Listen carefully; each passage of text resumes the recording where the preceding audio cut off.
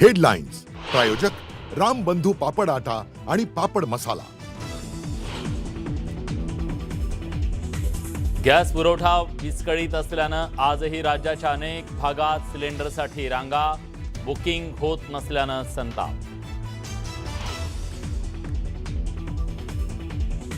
Cylinder तुटवड्यामुळे लाकूड, कोळसा, इंडक्शनच्या मागणीत प्रचंड वाढ, दरामध्ये दुपटीनं वाढ झाल्यानं ग्राहकांच्या खिशाला फटका।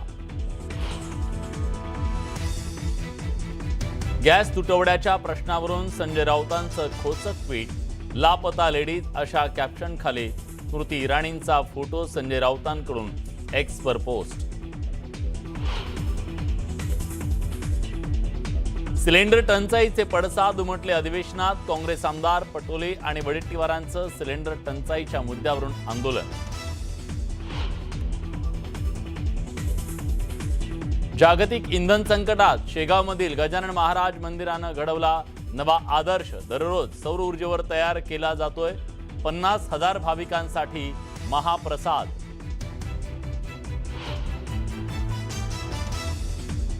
आखाती युद्धाचा परिणाम कृषी साहित्याच्या दरावर, कृषी साहित्याच्या किमती 30 ते 40% वाढल्या।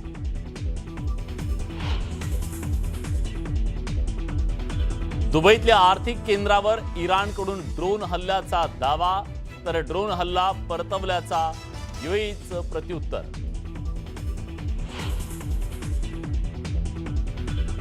इस्रायलकडून इराणवरचे हल्ले आणखी तीव्र, 24 तासात इराणमधील 200 पेक्षा जास्त तळांवर हल्ला।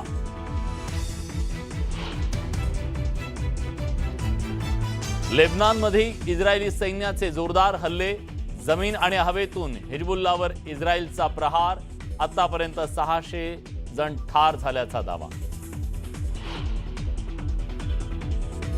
आणि मुंबईच्या लोअर परळ इथल्या पुस्तक प्रदर्शनात मराठीतील एकही पुस्तक नसल्यानं ठाकरेंची सेना आक्रमक, शिवसैनिकांनी उधळून लावले पुस्तकांचे स्टॉल, स्थानिक नगरसेवक शिवसैनिकांनी विचारला जाब।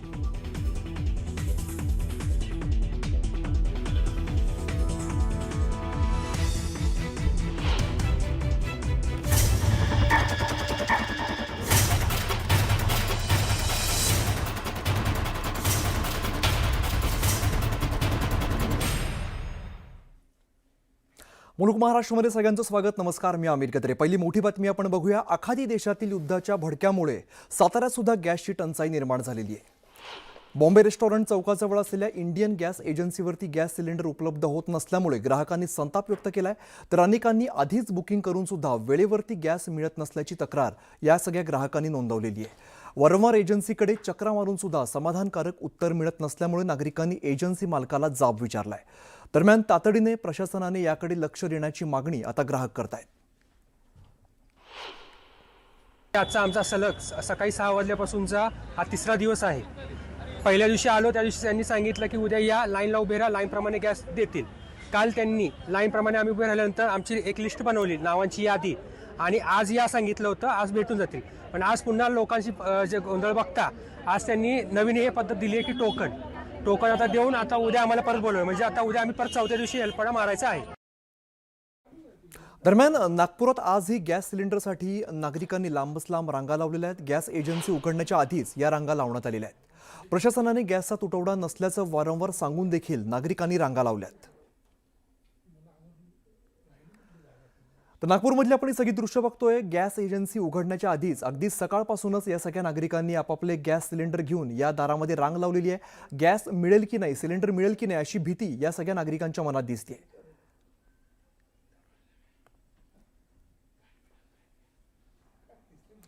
नागपुरात कोणत्याही प्रकारचं डोमेस्टिक किंवा कमर्शियल सिलेंडरचं शॉर्टेज नाही अशी माहिती जिल्हाधिकारी डॉक्टर विपिन इटनकर यांनी दिलेली आहे। मी 2 दिवसांपासून मीडियाबरोबर दिवसातून 3 ते 4 वेळेला बोलतोय। गव्हर्नमेंटच्या गाईडलाईनप्रमाणे 25 दिवस गॅस बुकिंग होणार नाही, त्यामुळे पॅनिक न होण्याचं आवाहन त्यांनी केलंय।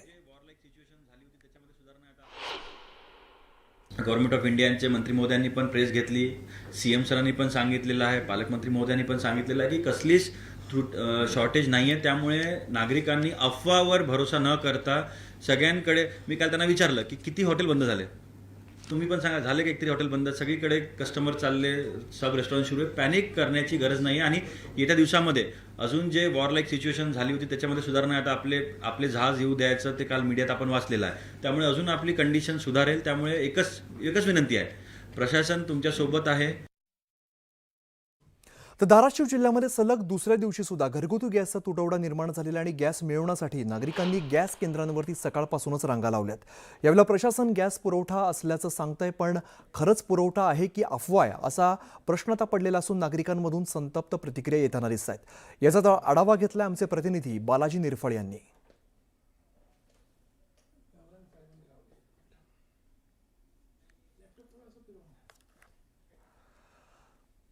इराण आणि इस्रायल अमेरिका युद्धाच्या झळा आता भारतात सुद्धा बसू लागलेल्या आहेत. जालन्यामध्ये गॅस सिलेंडर घेण्यासाठी नागरिकांनी लांबच लांब रांगा लावल्यात. मागच्या काही दिवसांपासून सुरू असलेल्या युद्धामुळे देशभरासह राज्यात सुद्धा गॅसचा तुटवडा निर्माण झाला आहे. जालना जिल्ह्यात 2 दिवसांचा गॅसचा सुरळीत साठा उपलब्ध आहे, तरी सुद्धा मागणी वाढल्यामुळे तुटवडा निर्माण झाला आहे. ऊन पहा, 7 वाजल्यापासून लाईनीला आहे, नंबर नाही, गॅस संपालाय. पहिला गॅस फुकट करते गावात यायचंय, आता गॅसची लाईन नाही लागू राहिली. आता शेतातून इथं येणं पडे, घरच्याचा फोन आला गॅस नाहीये. गॅसला बुकला 4 दिवस आधी बुकिंग केलाय तरी द्यायला नाही. अडचणी येऊ राहिल्या, सगळे काम धंदे, 1000 रुपये रोजाचा माणूस आहे मी. सकाळी 8:30 वाजल्यापासून आलो साहेब इथं. 8:30 वाजल्यापासून येतो, पण टाकी भेटा नाही. काम उडून आलो इथं, 1000 रुपये रोज सोडून आलो. काय आम्ही काल संध्याकाळी बुक केला होता, तर सिलेंडर बुक झालेला आहे, मेसेज पण आलेला आहे. पण या एजन्सीवाले लोकांनी ते जे फेरीवाले त्यांना बिल दिलेलं नाहीये, म्हणून तो आम्हाला सिलेंडर देत नाहीये. फक्त त्या पावतीसाठी पैसे देऊन पावती घेण्यासाठी आम्ही सकाळी 8 वाजेपासून इथं आलो आणि अजून आम्हाला पावती भेटलेली नाही, कारण की यांचा एकच कम्प्युटरवर एकच प्रिंटरवर यांचं बिलिंग चालू आहे. तर वाशिम जिल्ह्यामध्ये घरगुती गॅसचा नियमित पुरवठा होत असला तरी सुद्धा अनेक ग्राहकांनी गॅस सिलेंडर घेण्यासाठी रांगा लावल्या. अनेक गॅस ग्राहक हे अफवांना बळी पडून आवश्यकता नसताना देखील सिलेंडरचं बुकिंग करत असल्याचं चित्र बघायला मिळत आहे.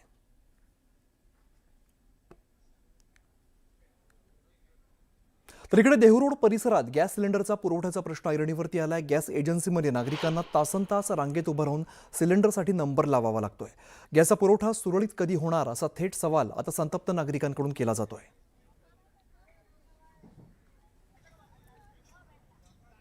आखाती देशातील युद्धजन्य परिस्थितीचा फटका हॉटेल व्यावसायिकांसह भिवंडीतील ग्रामीण भागाला सुद्धा बसलेला आहे. भिवंडीच्या पडघा गावात ऐन उन्हाळ्यामध्ये नागरिकांना गॅस टंचाईचा सामना करावा लागतोय. नागरिकांनी गॅस सिलेंडर मिळवण्यासाठी गॅस एजन्सीसमोर मोठी गर्दी केली आणि यावेळेला नागरिकांमधील वाद टाळण्यासाठी पोलिसांची देखील तैनाती करण्यात आली. भिवंडीतल्या पडगामधली आपण दृश्य बघतोय. ग्राहकांमध्ये किंवा गॅस एजन्सीमध्ये कोणत्याही प्रकारचा वाद होऊ नये, कारण सिलेंडर घेण्यासाठी मोठी गर्दी या ठिकाणी बघायला मिळते. त्यामुळे ठिकठिकाणी पोलीस बंदोबस्त सुद्धा तैनात करण्यात आला आहे. बोरिवली पश्चिमेतील MHB परिसरामध्ये असलेल्या एका गॅस सिलेंडरच्या गोदामामध्ये मोठ्या प्रमाणात रिकामे सिलेंडर साठवून ठेवण्यात आलेले आहेत. या गोदामात शेकडो सिलेंडर ठेवण्यात आल्यामुळे परिसरातील नागरिकांनी संताप व्यक्त केला आहे. दरम्यान नागरिक भरलेल्या सिलेंडरची आता वाट पाहत आहेत.